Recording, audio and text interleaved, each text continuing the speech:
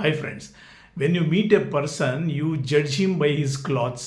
When you leave a person after some conversation, you will judge him by his heart. అని ఒక Russian proverb my dear friends. ఈ proverb ఏం చెప్తుందంటే జనరల్గా మా హ్యూమన్ టెండెన్సీ ఎట్లుంటుందంటే అవతలవాడి గురించి మనం ఒక అభిప్రాయం ఏర్పరచుకోవడానికి అతని ఆకారాన్ని బట్టి అతని దుస్తుల్ని బట్టి మనం ఒక అభిప్రాయం ఏర్పరచుకుంటాం.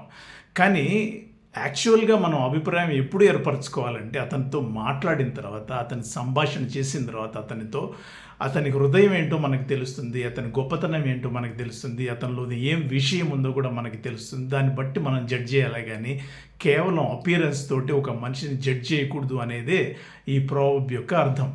ఉదాహరణకి ఈశ్వర్ చంద్ర విద్యాసాగర్ గారని గొప్ప విద్యావేత్త, ఆయన సోషల్ రిఫార్మర్ 19th సెంచరీలో. ఆయన ఒకసారి రైల్వే ప్లాట్ఫామ్ మీద నడుచుకుంటూ వెళ్తుంటే రైలు దిగిన ఒక వ్యక్తి అతని సామాన్లు ఇచ్చి, పోటర్ అనుకోని ఆయన్ని సామాన్లు ఇచ్చి మోసుకురమ్మంటాడు. ఆయనకు చిరునవ్వు నవ్వి అతని సూట్ కేసులు అన్నీ తీసుకొని ఆ ప్లాట్ఫామ్ బయట దాకా తీసుకొని వస్తాడు.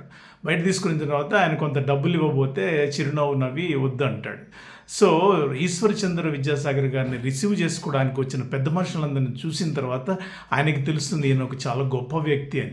ఆయన కాళ్ళ మీద పడి క్షమాపణ అడుగుతాడు. అప్పుడు విద్యాసాగర్ గారు ఏమంటారంటే, ఈ సూట్ కేసులు, పెట్టెలు, బరువులు మోసినంత మాత్రం ఏమీ కాదండి.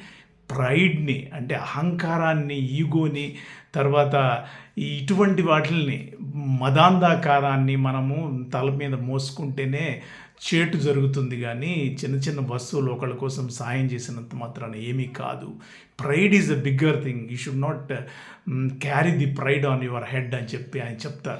సో మనం ఎప్పుడు కూడా ఒకళ్ళని జడ్జి చేయాలంటే మటుకు వాళ్ళతో సంభాషణలు జరిపిన తర్వాత వాళ్ళ గొప్పతనాన్ని తెలుసుకోవాలి. కానీ కేవలం దుస్తుల్ని బట్టి మనం జడ్జి చేయకూడదు అనేది ఈ సామెత యొక్క పరమార్థం.